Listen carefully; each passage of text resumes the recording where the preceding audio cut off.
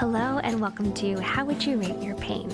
We will be exploring life, loss, love, and the power of resilience. I am Dr. Tiffany Bartell.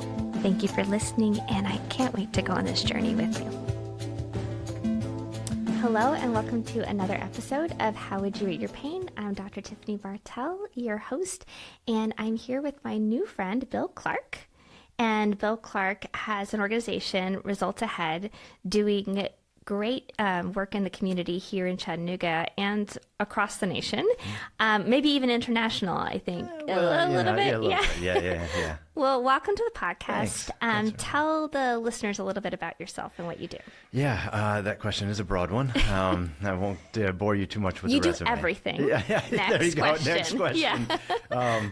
I always start when I'm introducing myself with really sort of my professional life. I grew up in Texas, and my professional life started in rural Mississippi. And I think it speaks a lot to sort of my genesis and why I do the work that I do, or at least I make that tie. Mm-hmm. I started working in rural Mississippi as a middle school teacher, and in one of the poorest areas of Mississippi. Mm-hmm. And, I had seen I knew poverty and had known sort of illiteracy, growing up in my community, but nothing prepared me ultimately for what I saw in Mississippi and ultimately how that changed me. As a white male, I was 22 years old, 21, 22 when I moved there. Fresh face, bright-eyed. Oh my gosh, brought the horse, the rose-colored glasses, all of that. Mm-hmm. And I soon realized, maybe day one, or in the first couple hours of day one, that I wasn't all that. Okay. And that my contribution to the world could actually be knowing that I'm not all that, and just being the best learner that I could be, instead of the trumpeting person that knows everything. And so my aspirations changed, and I think that has helped me in my career, faulting certainly back to sort of like, I need to be the smartest guy in the room. But then remembering and pretty much every day call on that story of 4 years in Mississippi. Thank you to all of the children and communities there that I try to stay in touch with, but definitely do think about them every day, largely because of the experience of the humility that I derive from that. My background then stays in sort of the educationville, certainly inspired by that experience, exhausted by it as well, but stayed in the social sector, helped lead some nonprofits, helped start some schools, and always staying in sort of the lane of innovation that can sort of lead us to different outcomes, having led some schools to outcomes, having led some organizations to that, and then have failed in time and time again too, and recognizing like, that's good. I like that. Learn something. Learn something that we don't learn without it. I don't hear a lot of people say, I failed and I liked it. Yeah, well, in the time of... It's like 2 moments after. Exactly. When you can reflect a little bit and recognize like, hey, it's that was yesterday. Mm-hmm. And there is an opportunity to just reflect on that. And that's how we grow and innovate, I think, is out of things that didn't go well, if we choose to. Yeah, and it's the humility that comes out of it. Like, I thought it was the bee's knees, as we used to say, but I'm not, and I need to remember that. And there's a number of like sort of philosophical and spiritual underpinnings that drive that. But it's led me to, so I had been sort of joining existing organizations, and either the top echelons of them or near that. Certainly honored to do that. But what I had noticed in the work is that it took me away from the work. The work was suddenly managing things and doing strategic plans, and I was like, not for me. Yeah. I want to be involved in helping other people and doing the work, and feeling that the improvement in other people, because that helps me recognize and learn and grow and help grow other organizations and grow communities and grow schools. in such a way that, that I get to sort of feel the outcomes versus sort of and be a part of it. Exactly. Yeah. And that was really clear that I needed that. So almost 4 years ago now, I started Results Ahead, understanding that part of the mission, vision, whatever you want to call it, is that I'm in the work. I love that. It's Bill. You hire Results Ahead, you get at least 20% of Bill Clarke in it. I'm on every team. And you get to meet all those people and them. be affected and impacted by them. Yeah. And that's really important to me because I believe that results matter, change matters, and if we scale, from an organization standpoint, I've been part of the scaling that just washes out everything. It washes out the mission, it washes out results, it washes out all of these things. Innovation, the ability to pivot. Yeah. Like you tell me like, hey, you've got this opportunity tomorrow. I'm like, okay, I'm listening. So you're very agile. At the level you're at. Yeah. And so as owner of that, and then I also co-founded another organization called Collab Learning, and that's with my partner, Adrian Manuel. He will like the mention. The plug, yes. Yeah. So we are really working on developing schools and communities with a innovative positioning that we really want to create. So still in education? Absolutely. Yes. Still in the education sector. Yep. Still building, the voice from communities and having that be the answer. Yeah. So under all of that, so Results Ahead exists because I wanted to be part of the work directly. Yeah. But it's underpinned by two sort of platforms. One is design and the other is redesign. And so design says, hey, we'll start something from scratch. Okay. And we'll facilitate and help build something from scratch, whether it's a new organization, a new program, a new school, and we'll help you do that. It also indicates the underpinning of design thinking. Okay. So I've been trained in design thinking and I've been using it, it turns out, all my life. But then I got the training. I'm like, oh, I've been using that all my life. There's a word for that. Yeah, right, exactly. Oh, there's actual protocols. So I've formalized that over the last 5-10 years. And that drives almost all of the thinking that I do with organizations or my own work. In design and redesign? So design then has the design is really from a starting point, and let's build. Redesign is something that exists and needs rethinking. Okay. And yes, then design thinking comes into that once there's a leader who recognizes like, hey, we need help. We need to get unstuck. We've been stuck at these outcomes for so long. We need to shake things up a little bit. And I think the problem that I am very clear to define against is sort of like the turnaround idea, because I think turnaround does imply like there's an outsider coming in to change things. Yeah. And what I'm really careful with is that the answer's in the room.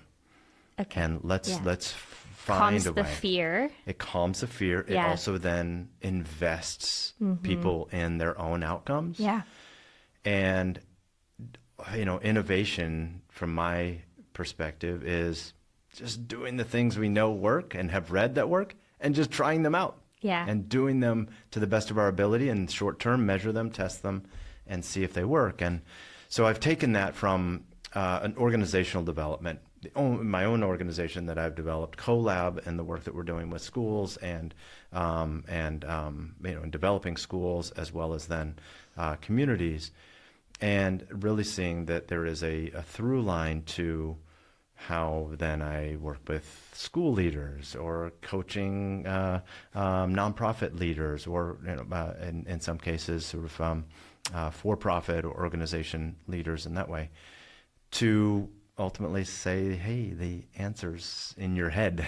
Yeah. It's within your grasp, and if we have an opportunity to reflect and look at that and take a next step, then there is something that we can glom onto and to use test. To test. I love that. See it. Yeah. Results. Yeah. Why do you think it's so scary when people talk about change organizationally, because I know many of the people listening have probably had consultants come in or had memos sent out that like, we're going to be doing all these changes, and it kind of elicits that fear when they look at like the change process. And I think it's really hard to get buy-in by the stakeholders, you know, unless you're really strategic about how you approach it. Maybe even then it takes a bit to get everybody on the same page. Yeah. Or at least trusting each other. Yeah. And there should be a footnote to all of this. Like, you know, I'm just a learner, so I've stolen everything that I'm talking about and maybe just repackaged it. But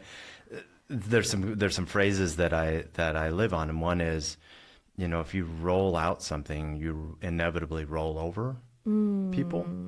I like that. And so it is like a rollout requires, like, I imagine you know, one of these huge carpets and you're just pushing it. You're going to roll over everything that exists. We picked the carpet. We already chose the carpet. It's going to be here. Matches our walls and the paint that we're going to put up, right? Yeah. And so we want it to look a certain way. We're going to position it in this way, and here it comes. Yeah. Better watch out. You know, furniture be damned. It's gonna come out, right? Yeah. I'm sure I've broken a few things, like rolling out carpet. And then metaphorically, like, that's what organizations often do. It is a leadership decision that says, hey, we are maybe not confident in our own ability to engender buy-in or engender the answer being in the room. We were hired, we think, or our board told us, or somebody did, that we're in charge and we need to make a decision. Where there's a local example, so I'm working with the University of Tennessee, and we're challenging ourselves, and I include myself in this. I haven't figured it out, but I get to talk about it a lot and practice it as much as possible. I'm conscious of it. Is that there is a philosophical underpinning and a theoretical one that says we've got to go slow to go fast. And I used to balk at that and be like, what are you talking? That's stupid. Right? That doesn't not even me. Right, exactly, yeah. And it's just one of those things like, oh, it's the title of a book, so I'm going to, you know, like do that. That makes a lot of sense. But, and it does get to that sort of like level of frustration on the front end. Yeah. But a utopia, a paradise compared on the way that it feels along the way. In fact, and the amount of repair you'd have to do at the end. There's I mean, people's egos still get hurt, and you know, it depends on. We feel that. Right, and I've been there, right. But I think if we take care of people along the way, invest in their opinions, design think with them. Somebody really smart called the superintendent of where are we? Edit this part out. I can't remember the name of the school district. Hamilton County. Okay, yeah. So, Robertson, this is a name, Dr. Robertson. I think that's right. He said today, we've got to pay attention more to the ecosystem and the conditions that we build versus just investing in, say, like one person or one leader. And I thought that was really smart. He said that today.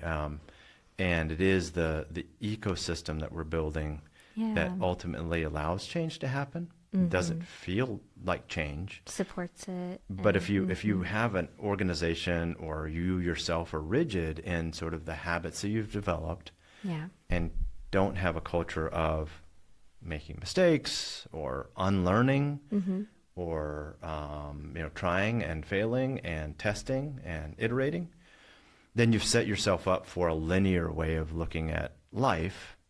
And we all know it's not going to work.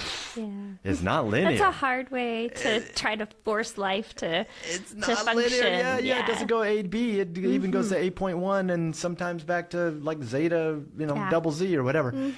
And there's a great video actually that I've shared with this team here and I guess you can see me. So there's a video of two boards or two like planes. One is flat and slightly tilted to, I guess for you this way or this way. I guess it doesn't matter. And then one is like this, and they're one after the, you know, one on top of the other, or on the video you can see them running at the same time. And the demonstrator or whatever puts a ball same time at the top of both of them. And the one, so this one starts going down a flat line, and this one actually has to follow ridges. The one that follows ridges actually gets to the end faster. Interesting. Yeah, because of the momentum that mistakes actually create. Oh, I love that. Yeah. I love that. Right? It goes to the valley, and it's like, oh, crap. Oh, I'm going to go faster now because I recognize, like, there's valleys and hills. And I think it's a brilliant, like, visual metaphor for, like, how we actually should see life. Like, it's good right now, man. I'm well fed. Like, I'm in a wonderful little podcast room. I get the honor of being with Tiffany. And then, you know, might suck in 5 minutes when I get a phone call from something. Yeah. But I know that It's a part is of life. part of it. And Yeah, I it's the have experience. it's the experience. And so I think so your question is a great one. And I think in the way that we've typically set up organizations is that it is that perfection is the only expectation. Like you have to do everything right all the time. Yeah. And I prefer to really think about, like, let's go test some things. Right. Because we don't have the Let's answers. try. Let's go try. Yeah. Go try it. I like that so much because I think there's like I think over the last 10 years, it's been kind of a pushing against this idea of perfection, but like ideology wise, we're still kind of like, especially in our new generation, you know, Gen Z, they're just struggling with that like ideology of like getting it right the first time and not making mistakes and not failing and everything being so high stakes. But you have people like Brene Brown and then other people talking about growth mindset and all this. So you kind of see like this war between the two, like of where our default tends to go towards it's not safe to make mistakes or it's my fault, you know, if something doesn't go right. And then this other side kind of pushing against it where we really want to adopt it, but there's this space between. Yeah, I think communities, I would say adults, we're the problem. Yeah, agree. We've put together structures that are unattainable, particularly if we talk at the school level, which I work in a number of schools, helping leadership teams sort of rethink how they're going to get the outcomes that they want. Restructure, redesign, right? Yeah. And so much of that is training. So we want kids to be more creative or more thoughtful or express themselves more directly and have good conversations, ask good questions. And the adults are unwilling to do any of those things. Ooh, okay. Yeah? Yeah. Not in all cases, but to some degree, right? Or society, the government, whatever, has put in accountability measures that force us to go to that linear and believe that there are only certain outcomes that we can measure. So that's all we're going to grade, all we're going to value. And we're going to teach to it. We're going to teach to it because we don't have time. That's a structure, a construct that we can't fight against. So going slow to go fast there doesn't make sense. Right. It doesn't make, there's a cognitive dissonance to sort of like, how do I do that when I have 5 hours to teach kids everything? Yeah. And, but also you're telling me to slow down so that you can build a culture of speed, ultimately. Wow. Yeah, yeah. And so how do you make that practical to a classroom of like, you know, fourth graders? Yeah. Right. And so it is the challenge, and that's where, you know, I am fortunate to be able to have conversations with organizations and schools about how to do that sort of midstream. And somebody has said, like, you should be working with schools as they roll out, as they either design or as they're like transitioning to a new school or something much earlier on. And I agree. I'm like, call me in second year. Like all you charter schools out there, call me then. Yeah, right. Like, districts, call me when you're starting a new initiative, because we can reconstruct that to understand that actually we need to slow down and really think about the habits that we are building. Yeah. So that we don't build bad ones or we build less bad ones. Yeah. James Clear says that systems are just a series of habits. And I like that. I'm really good with that one too. Yeah. Yeah. That breaks it up. Yeah. Right. So it's like, okay, so if we can shift his theory and now my practice, because I think he's pretty cool, is like take one of those habits and shift it 1% a day and your system will get different results. I love that. And we've talked before about that idea of the 1%. Tell me more about that, because I feel like that's so, like, I don't know, you kind of feel your soul sigh a little bit when you're like, 1%, like, that's not that much. Yeah. But I love that idea of, changing things in a way that's like gentle and sustainable and able to be consistent. Yeah, yeah. I wish it was so. I do use this phrase, 1% a day. Yeah. And I was on a webinar once where I said, "Okay, y'all, it's just 1% a day. In 100 days, we'll be 100% better. Isn't that great?" And then I had some math person on there. Somebody mathed on you. So I was like, actually, that's 70.2 days that you'll be 100% better because of compound interest. I'm like, yes, it's even shorter, right? Thanks, man. And just like chopped off a month. Right, exactly. But that's pretty good, right? I just got better so much quicker. But it is about that it just very like concretely, if you want to increase your push-ups or even start doing them at all, do one for a week. Like, that's beautiful. Do it for a month. Yeah. Right? Yeah. And then add another one. Yeah. And that's going slow to go fast, because those will exponentially shift. Not because, and this is, my experience at least, in a very like concrete example, but you not only shift the habit of doing one, you like consciously say like, oh, I can't go to bed until I get one done. Yeah. But you actually might also frame a time that it works best over that month. Okay. Yeah. So that's like morning, habit. habit Yeah. stacking. Yeah. You start stacking, and maybe you do it right after you brush your teeth, and I'm doing it it. Becomes a part of your life. Yeah. So like, okay, so you do it before you brush your teeth, you do it after you make your coffee, you do it while the coffee's brewing. Yeah. Personal experience. And then it's integrated in, and it's not additional anymore. Right. It's part of the system. It's just part of the system. I love that.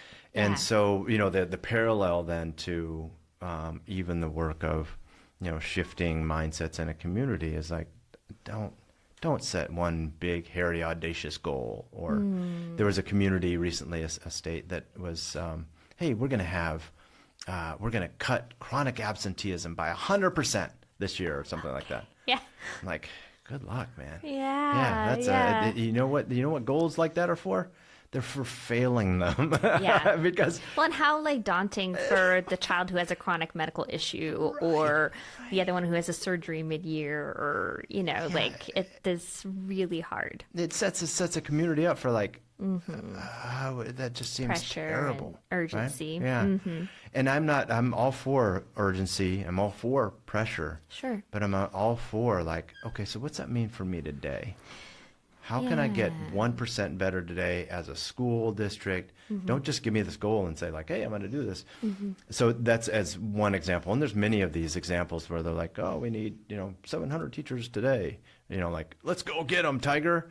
And I'm more interested in the tactics that are required underneath that, and designing some solutions, not in my own little office or on an airplane or something, but in together. the group of people, and using some protocols that ultimately help us, design that, because that's more invigorating and it creates more urgency, because now they own the solutions. Yeah, skin in the game. Yeah.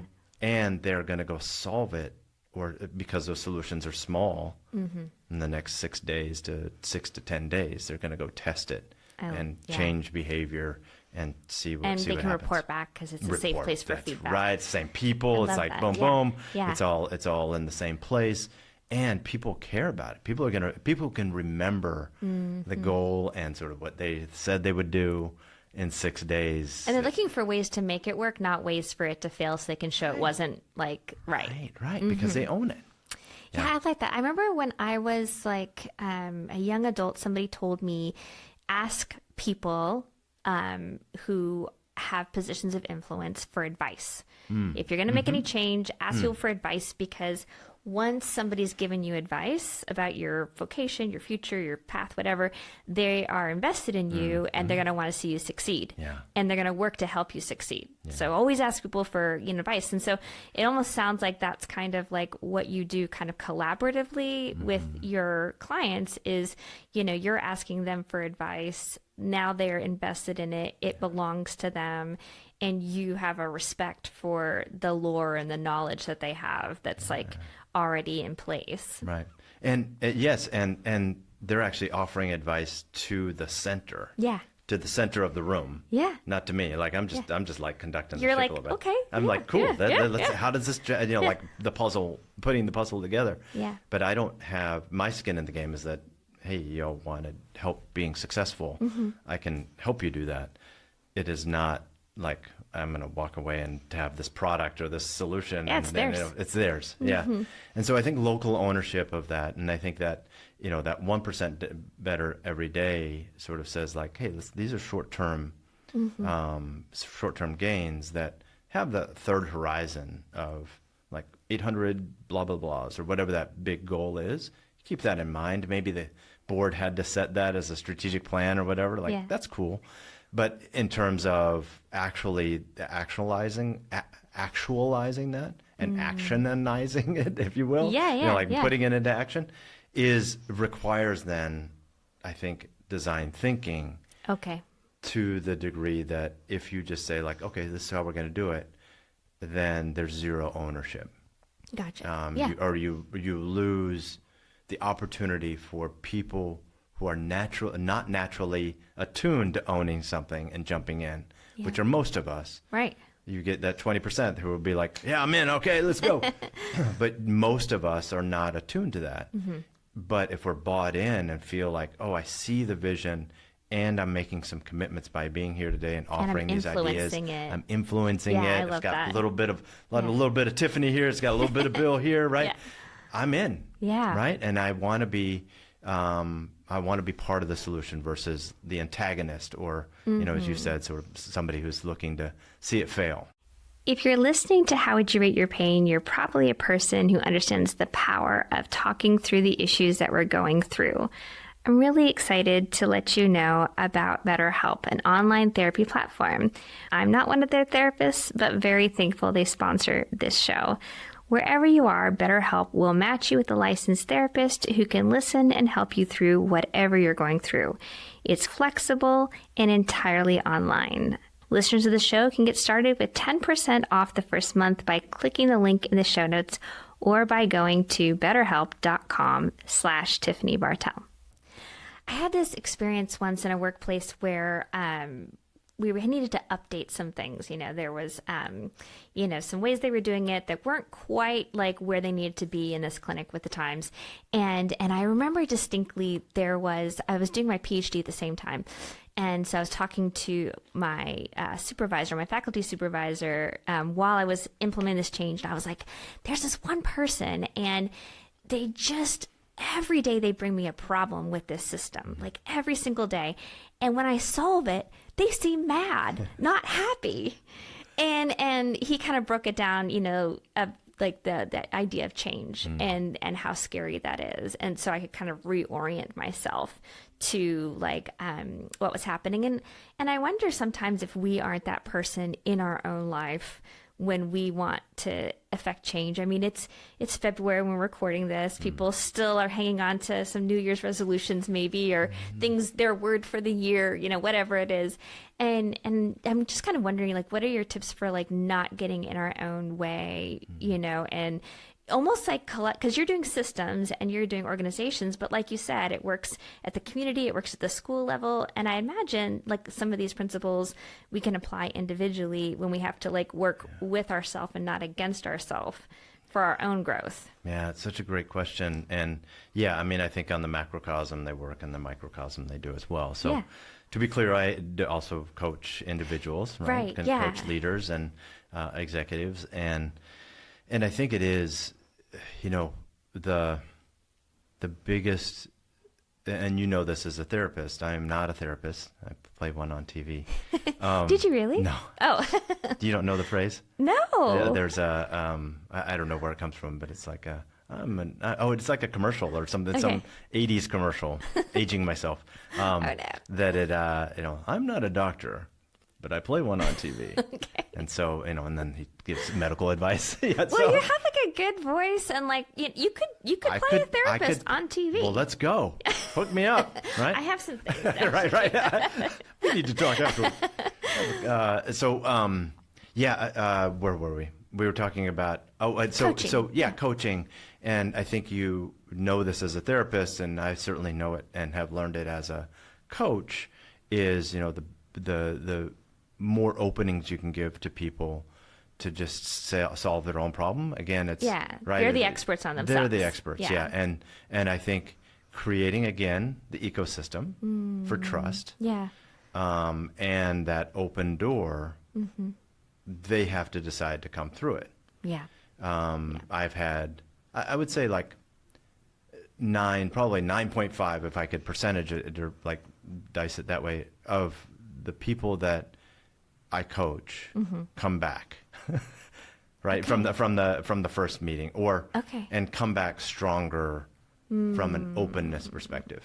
And progress. So it really is hard to kind of confront our own weaknesses and think about growing. We don't want to not be successful, but yet, what do you feel like is that barrier that would open us up to receiving help and asking for help? Yeah. Well, I'm going to quote a book here.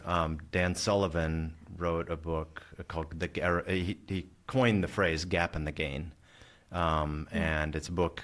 Go out and read it. It's great. Or listen to it, because you were telling me. That's right. I'd listen to it because there's a little podcast with the actual author, and I forget his name now. Sorry. That little podcast in between with Dan. So the audiobook, guys. Yeah, audiobook. Yeah. It's a good one for running and getting that, 1% better. Just 1% better. That's right.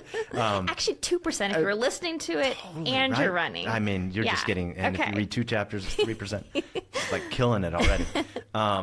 But the gap in the gain is the idea that you can live in the gap, which is the gap between you and aspiration, or you and other people, you and the future self that you want to project out there. So we can live in that. That doesn't, in most, I think, I don't know how spiritual it is, but we believe it doesn't exist. The future doesn't exist, right? We can't, it's not there. And so that measuring yourself against others or the aspiration is the gap, and you just sink into it because there's nothing there. Instead, the protocol or the quip says, like, let's look at the gain. Like, what got you here? We'll you build on that for tomorrow. So you can plan ahead. But you set it with goals versus aspirations of like being something different tomorrow. You actually set it with the gains that you've acquired. Oh, I like that. Okay, so what's the difference between a goal and an aspiration? So a goal, I think, well, that's a great question. Aspiration, I think, are, well, I don't know that there is any difference, because I think they both sit out here. Right. If you have a goal, I think it depends on the timeline for that goal. Okay. So I think... So it implies almost like steps or like tasks or like... Like, what's the learning? What are you going to put into place tomorrow? Practical actions. Just an example. Like, I'll go back to the exercising one, just because I worked on that for a long time. Like, I got my habits down pretty good now. But it is, hey, I did 10 push-ups today. That's so he also says, like, you should have a gap in the gain journal at night. So I have it on my iPhone. They have a journal app now. Doing all kinds of plugs. I'm going to get that commercial here sooner or later. You've been building at 1% for a while now. So it's stacked up, guys. It's massive. Massive workout. But the idea of, so journaling, just sort of like, okay, so what were my gains today? And then what's my learnings that I'm going to apply tomorrow? Oh, I like that. And so it's less of a goal as more of a okay, so this is what I'm going to do based on the gains. So it's like very intentional and very practical and it keeps you grounded in what you've gained and what you're going to grow on. So I call them gains and grows. So here are my gains from today. I'm like, hey, I got home from the airport in one piece. I was actually just in London and India. Oh wow. And and there was it was a 16-hour plane ride from Delhi, and I wasn't sure at some points of that, like, am I going to make it home? And so that was one of my gains. I made that it. night. It was like, made it home from the, all my luggage, all that stuff. All your luggage. That's impressive. That's a key, right? Yeah. It was barely, But that idea of being reflective and then setting some things that you're going to do tomorrow that will continue the gains. So it's gains and grows for me. Like that, gains and grows. I think the other point of this is like, also just make it your own. Like I have some... And that moves us away from aspirations, right? Because aspirations are very like holographic and like... You put it on LinkedIn, you put like on Facebook, I'm going to run 10 miles today, or I've changed my ideas. And like, or, you know, there's some people like, I'm doing 50 push-ups today, look at me, and like filming it and putting it on Facebook or whatever. I'm like, that ain't gonna last. Yeah. right? That's killer. Good luck. My favorite was like when that was happened a lot, I feel like during the pandemic, where people would be like taking a break from social media. It's just wasting my time. And then like 36 hours, they're reposting something and you're like, oh no, you shouldn't have said you're back. Oh yeah. I guess you're rejuvenated. right. Had your break. And I think I think that's another thing is that it's really personal. Yeah. And I take coaching, you know, when I'm working with people and they've chosen to bend my ear on stuff, which I'm grateful for, and you know, raise my hand for it, do 360s with folks and all that business. But none of it matters if they can't sort of like show up to the phone call or show up to the meeting or try that thing between sessions. And then reflect on it with me and not be embarrassed by like like screwing it up, or I think I did this right, and I'm like, did you do it? Like, that's right. If you even tried it. You tried. And I think that is from that level, you know, where I started, of like that gratification that I was sort of seeking professionally. It's like so great to see when somebody crushes it, or you know, like just does that 1%, and like there's progress here. And I think that is also then, you know, sort of built in this gap in the gain too, is like, dude, you know, if you want to have a PhD in 4 years, that's cool. What'd you do yesterday to make that happen? What are your habits that you're building? You know, you got to be able to say no to stuff. So let's work on that for a little bit. Practice with me. That's another part of this, like that I think is something I've learned, and something I try to remember to do as part of the coaching that I do, is like, okay, so you just said a lot there. You're going to try to like have this difficult conversation with so-and-so. Like, cool, let's go. I'm the person. And they're like, I'm like, no, you got to, I mean, I'm safe. Like, come practice, come yell at me. Start out with, you know, like what you really think of me. And then because I can handle it. Right. But then you can refine it. You can refine it. Yeah. Let's practice. And I think, you know, in the medical field, we say like, oh, it's a practice or whatever. And I'm like, that works perfectly. Like, let's go practice this, because that's the biggest gift I think we can give to ourselves, to people, is that opportunity just to have a thought partner. I'm just going to like, okay, I know I'm going to fail this, or I'm going to mess it up in some way, and I'm just going to have that conversation. Did it on Friday with a school leader that needed to, you know, shift somebody's outcomes, and I was like, clear as kind. Like, let's go practice that. Just be really clear. What do you want from them? And I think that you know, I don't know if I've ever answered your question, but I think there's a few things. One is just being you know, a good listener, a good questioner, you know, from the coaching perspective. And with that idea of like, okay, so what are your next steps? What is the thing you're doing? What's the progress? What are your results? What are your next steps tied to that?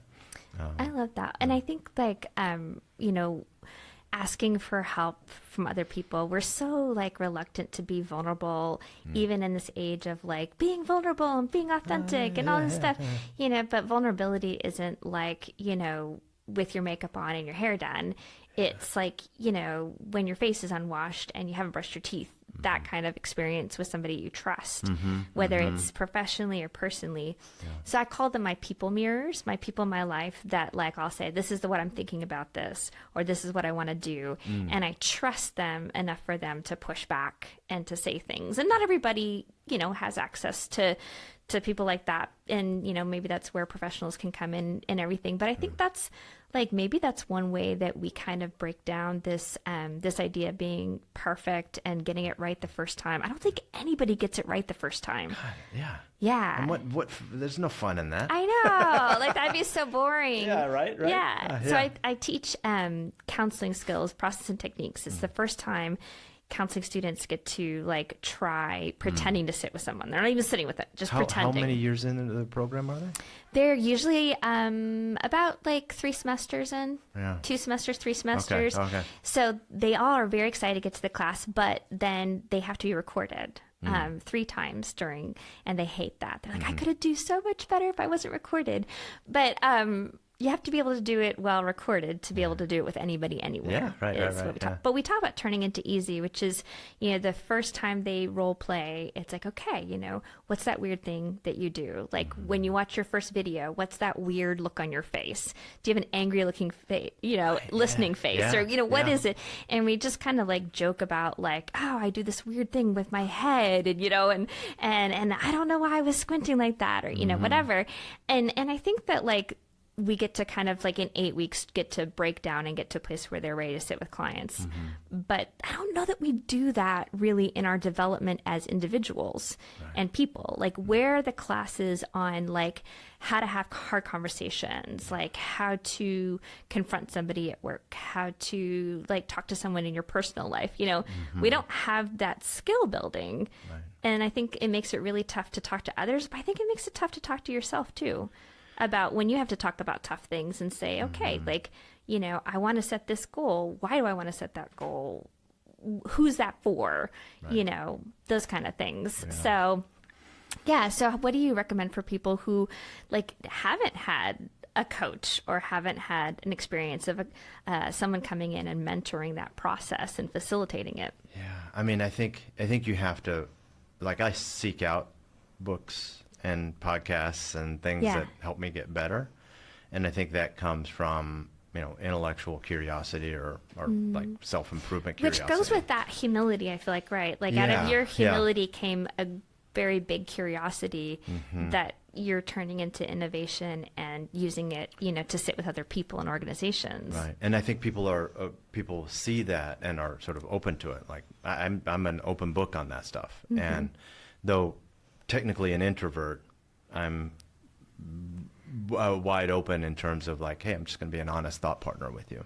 And I think also just like running with the tagline of being the most interested person in the room versus like, interesting. I don't know stuff. I don't know anything, but I can help you. And, I learned something. I get 1% better in conversations myself. Like that's what I'm looking to do. Yeah. So it is a bit of self-serving in terms of my own sort of exploration of new avenues of thought, whether it's religious or psychological or whatever.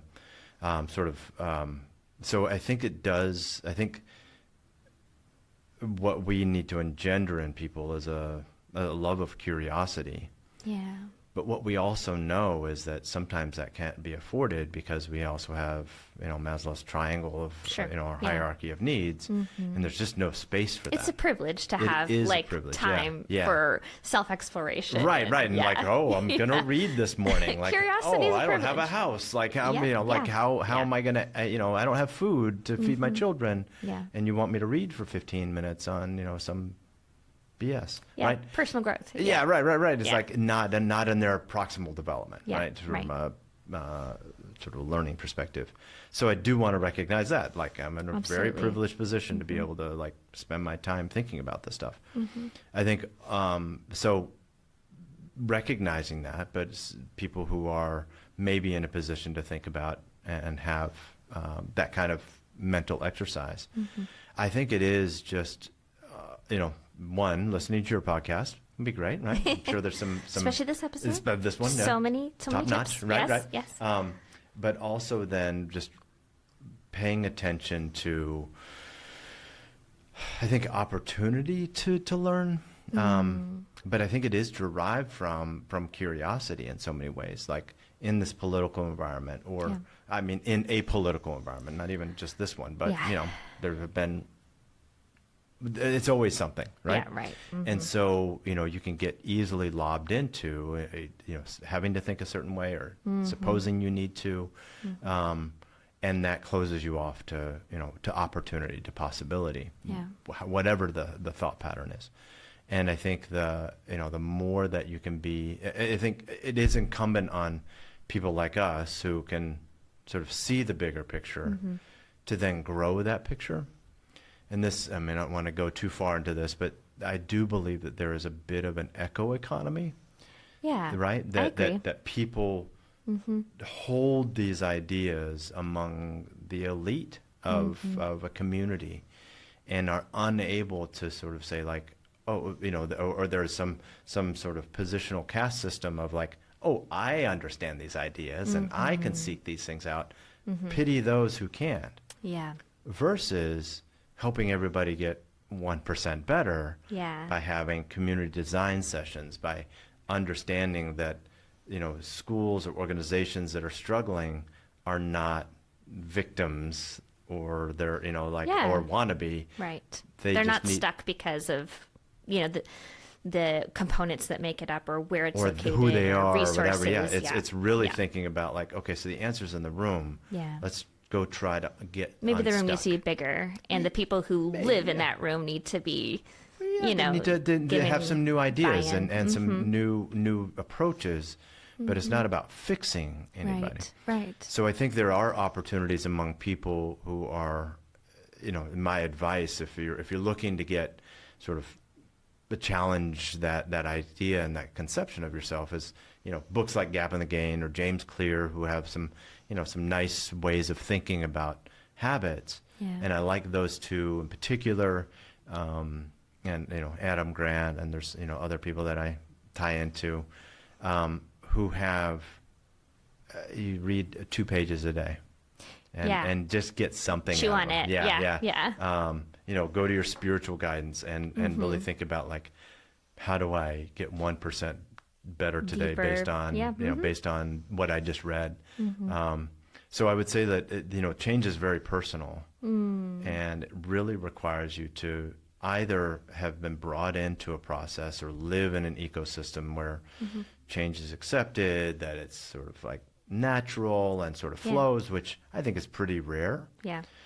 Because we are all egotistical self-survivors, right? We're feeding who is ours and, you know, feeding what's ours and looking out for what's best for us. It's a natural sort of paradigm among humans. But I think those of us who are able to and willing to sort of look beyond that and get beyond that can actually help others. But it's never, well, it shouldn't be ever where it's like, I know how to do this and you don't. Right. It's just invite me to the table and I might be able to help. I might not be able to. Well, and I think people are very willing, if we're safe and you know, are coming in with compassion and curiosity. I think people are willing to tell you what they need. And I don't know if we're really, as humans, able to live a fully satisfied, fulfilling life if we're not plugged into our community and we're not seeing our neighbor have what they need to be well and safe and happy too. I just don't know how we fully develop as human beings if we're not outside of our own walls in some way, making the world a safer, better place. Yeah, and I think connection is, you know, is critical, and I think that there is some basis in you know, psychological safety. We want to make sure that we're not, you know, going in and being bullied or feel like crap or feeling less than. And I think that is, you know, it goes back to like organizational leadership, goes back to community leadership. Like, how are you leaders out there or people in positional authority who contend that there are people not in positional, you know, authority that have a lot of leadership, right? Influence. But how are you grappling not just to bring people together to listen to you, but actually growing them?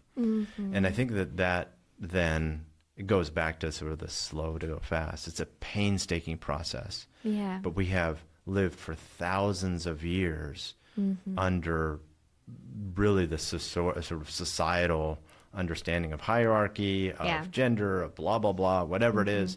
You know, categorizations. Categories, that we've accepted. Yeah. And I think pushing against those can really, pushing against them in a way that says like, okay, so let's just have anonymous ideas. Yeah. And that's where design thinking and design sprints can be really helpful by, you know, it's Post-it notes and you know, deriving solutions. And that's where, you know, I've helped leadership teams open their doors to like, oh, well, let's go try this.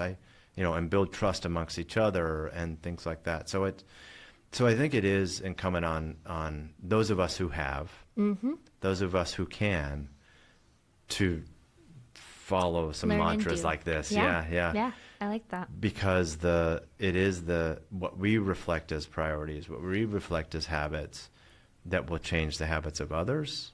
If we just expect other people to behave a particular way, they won't. Yeah, Because, and we can't like shame them into it, Right, or right. judge them into it. Well, and I go, my parallels are to school, and if we are in a classroom, or the classroom teacher, and I say, I'm the classroom teacher, Tiffany, you're my student, and I say, Tiffany, thank you so much for turning this in. I'm going to give it back to you for 5 minutes, and I'd like you to be more creative. And you look at me just like you looked at me, like, I don't know what that means. I don't know what it means. Yeah. And even if I did, I'm not going to do it. Do I get an A for what I turned in? I know that you don't value creativity. Yeah. I know that you don't value this thing, so why should I do it? And I think the parallel then is like, well, let's what do we value in this community? And if we value sort of growth, and we value the the input of others, then people are going to be more likely to do it. But we have to model that. We have to model that creativity matters in the classroom, and that community goal setting or engendering these ideas of problem solving together matters, and It works, and we'll listen. it's going to bear fruit. Yeah, that it actually comes to fruition. We're actually going in to some take all way. your ideas and do what we were all going to do anyway. We're going to actually use it. Actually think about it, and you actually might go lead that. Ooh, Right? yeah. Ooh, okay. Yeah. But I think that the macro and micro of these things is really compelling to think about in terms of if we have not experienced any of these things, if we have not experienced a safe environment, if we haven't experienced sort of a community design effort, if we haven't experienced them, they're very difficult to imagine them being real. Yeah. And I think that is my goal in education, to be involved with like groups like University of Tennessee here, or programs in Kansas City, or schools in California, or wherever I am, that we're creating that more, as much as we can, creating that sort of design environment and that engagement environment. So people see it's possible. Yes, and it works. And they might unfold their own sort of psyche around like, oh, I liked how that felt.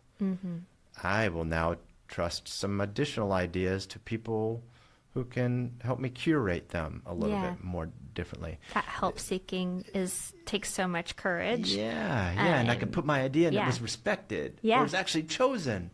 Yeah. Even though And I was. I was chosen. I like that. And it's interesting how many sort of coaching relationships, or sort of coaching and or consulting relationships come out of design sprints like that I've facilitated, because they're like, I need a little bit more of that time. For me. I want it up for myself.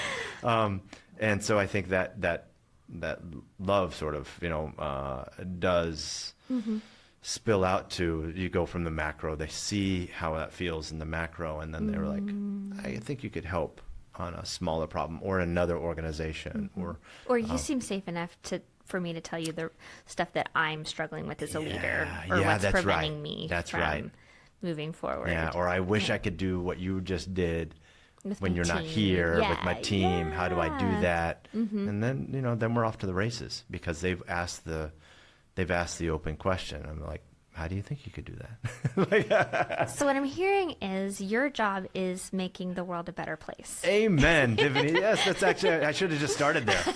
Like, yep, that's it. Your new LinkedIn profile is making the world a better place. Yeah. Well, and I really like this idea of community engagement, because I feel like we can use the 1% there too. I mean, I think there's so many people looking around the world today seeing need and lack of resources, and they're worried about the environment, and so many things, and it feels so overwhelming that we generally will just like flick everything off and then just go back to our world because there's nothing we can do about it. But if we were like, what could I do today to like just what would be 1%? What's my 1% today? What's my 1% this week? To just do that small thing that I have access to. Mm-hmm, And if everybody does that, right, it adds up. right. I don't know how to math that because I don't even know like how many people, but like it seems like you could make big change. Yeah, and I think, to some extent, there's been movements that where you sort of see that Yeah. change. I'm going to shift how I, talk about this, or I'm going to shift how I, use my car, or I'm going to walk to work, or whatever. Yeah. So that people were, like depending on sort of the theme of the year or thing of the, Or the thing we're the most scared of. yeah, exactly. The sort of like the crap that we've seen on TV, and we're like, I better do something about that. Yeah. I think what's different about the 1% that I want to make clear is like, Okay. I'm actually thinking about habits. So to go back to the system that's made of habits. Okay. It's like, how do you shift one thing in, intentionally, and then have it stack it or make it part of the your system. Yeah. I like that. Yeah. Yeah. Not the 1% that you're talking Right. about is sort of like, I'm going to recycle one more can. But I think that like if recycling then becomes a part of your system, Exactly. Yeah. that's your 1% then, because sort of it's built levels in, up on itself. and it's not a separate entity anymore. Right. That I'm going to Yeah. actually take the recycling out to the appropriate bin and Yeah. get to the get to the sidewalk or whatever. And I think there is definitely those that society teaches us or demands. I think in Vermont you have to, like, they'll Yeah. penalize you if you don't take out recycling. I'm like, Go I didn't have Vermont. any, right? Yeah. Go Vermont. But so I don't know that's sort of habit by enforcement. Sure. Or, I mean, I guess you build it into being a habit. but then you do Yeah. because you're afraid of the penalty. So you're Yeah. like, okay, I'll build it into my habit. just to be fair, we are not advocating change by penalty. That's right. But and that's one thing. punishment. That's right. Yeah. That's right. If we're- But hey, sometimes it works. Yeah. I mean, the state made a change That's right, and right. made everybody have a new but habit. but yeah. rules do, and Yeah. so we think about like the state of schools. Like there's some structures there that I would contend don't work for people. Absolutely. Don't work for kids, right? Yeah. And don't work for all kids. But we still do them, right? And so Yeah. because they've been mandated by somebody or so forth to do them. So that's why we do them. We don't do them because they're good habits or effective. Or effective, right? Yeah, and we have it changed for different generations coming through. Very and easy just to be Yeah. taught the way that you were taught or whatever, Yeah. or run things the way you were run, or treat people the way that you were treated or whatever. So I do think there is a slight difference though about sort of this wellness idea of like and or performance idea. So I go very tactfully again to the sort of like push-ups. It's like that's very easy to measure, right? Yeah. But it's also like, oh, maybe you need to, the dentists have said, like, floss twice a day. Like, they've been saying that for all your life. Yeah. And you're like, I'm going to try. I'm going to make a decision, put that in. I'm going to do it today. And then I'm going to make a conscious one to maybe floss twice tomorrow or Yeah. 3 times or whatever it is. Sort of a gross example, but it is like something effective. that it's effective. Yeah. Yeah. And, there's this theory of habit stacking, as we talked about like before, like, you Oh, I do that with my clients all the Yeah, time. yeah. Yeah, but you have to start with that, like, easiest, tiniest baby step. Yeah. And we were talking before we recorded that, so many, I think, novice therapists are like, okay, what's the thing that's causing them the most distress? I'm going to change that. I'm going to change it in a big way. And they're going to feel better. Well, no, because they're not going to do it. Right. It's too big. It's too much. You find the smallest increment of change, and we begin there. And I think that's a good place maybe for us all to start. Yeah, So in wrapping up, what's some last tips and advice you have to someone who's stuck in the gap? Like they're hearing this Yeah. and they're like feeling like they really want to get motivated, and they're like, what if tomorrow I wake up and I'm still sitting here in this spot and I'm not moving? I hope I do Dan Sullivan right. He seems like a great guy, and I love the parallel. I think it is, if you go, so they say, and I experienced this for sure, like we're all in the gap all the time. Like, okay, that's really comforting, we actually, we fall because into there's the gap something. constantly. Yeah, okay. Right? We look at our LinkedIn and be like, FOMO, like, oh my God, no, they're doing so great. And they Was I posted supposed to this. apply to that? Was I supposed to be yeah, doing that? exactly. Yeah. Oh, why did they write that book, or why did they get that? And I'm like, no. Let's go to the gap. What did I achieve today? Okay. What did I achieve? Yeah. And like, look at my trajectory. Like, I'm doing great, and I would love to improve here. So tomorrow I'm gonna try that. So that's where you grow, right? Right, but I'm not going to compare myself to so-and-so who went and did this, because I'm sure, like, that's not who I am. I'm 100% positive that's not me. Yeah. Right? And there's no reason. I wouldn't even want to do that. I know. I don't even like that. Yeah. I don't even like them. It's like whatever. But but with that comparison, comparison being the thief of joy. Thief of joy, the root of all evil, Yeah. right? The root of all suffering. Like so we are always in hedging towards the gap. Okay. And I think it is the habit then of pushing ourselves towards the gain. Mm-hmm. And so that's a habit too. That's a habit too. It's like it's just rewiring your mind to like notice and it's that mindfulness, like noticing, okay, I feel that temptation to think about like, why have I not done more? But instead I'd like to celebrate them, and I'm doing my own journaling on what my actual goals are and what I'm working towards. And I don't even want to make a big deal out of the journaling, because some people are like, I'm not going to journal. I'm like, good, don't. Yeah. Yeah, right? I don't care. Yeah. Like it's more about the reflection, or however you do it. If you meditate, or if you run, or if you're just like driving to work and you're like sipping your coffee and be like, yeah, that was my learning yesterday. I'm going to do a little bit more of that today. Yeah. And I like how that felt. Yeah. Right. It felt good. So I'm going to do that. So I think the understanding that, I will just reflect myself, like live in the freaking gap. Yeah. Like, it is. Okay, we're there. Yeah, right? Yeah. Right? But I am really, really conscious.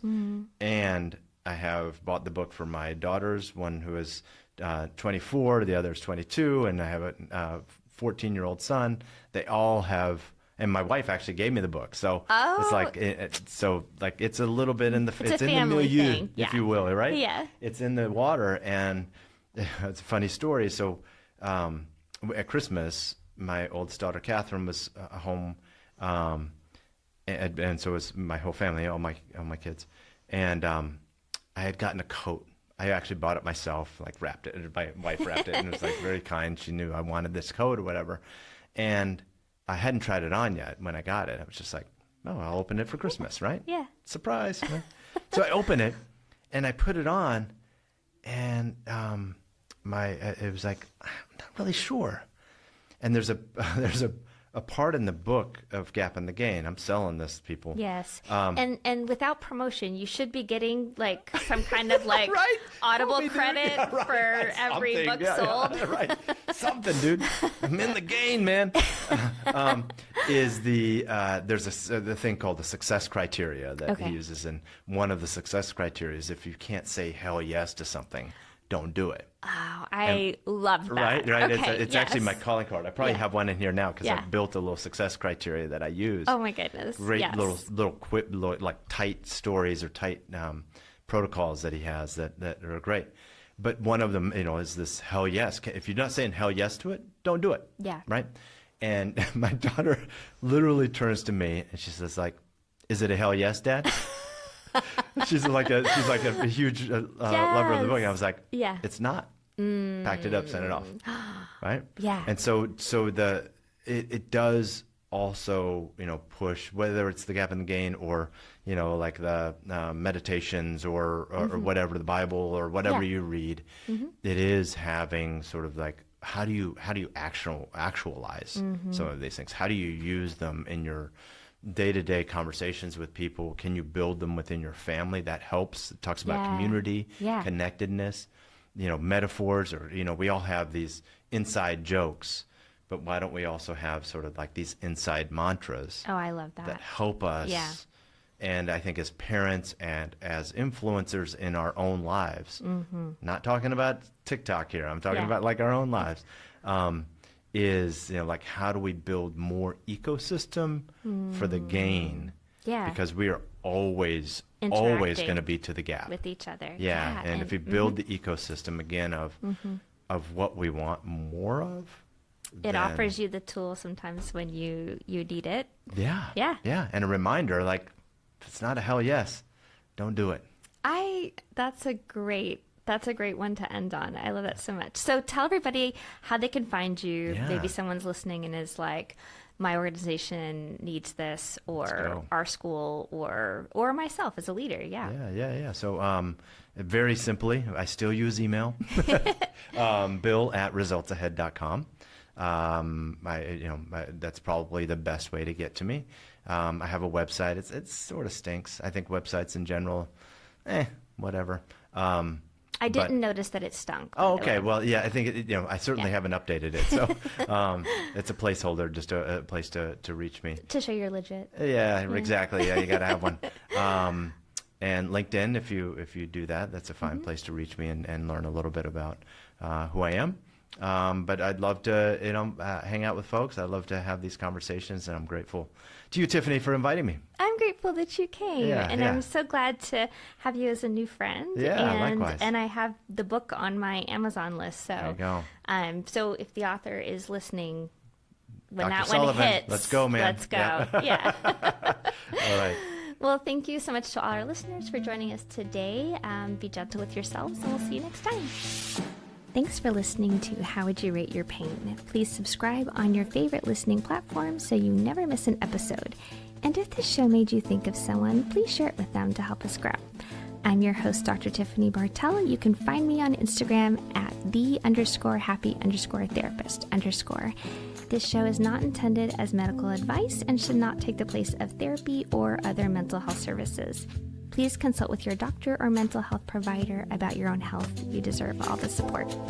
How Would You Rate Your Pain is co-produced by Wavelength Studios and Chattanooga Podcast Studios and is part of the Podnuga Network.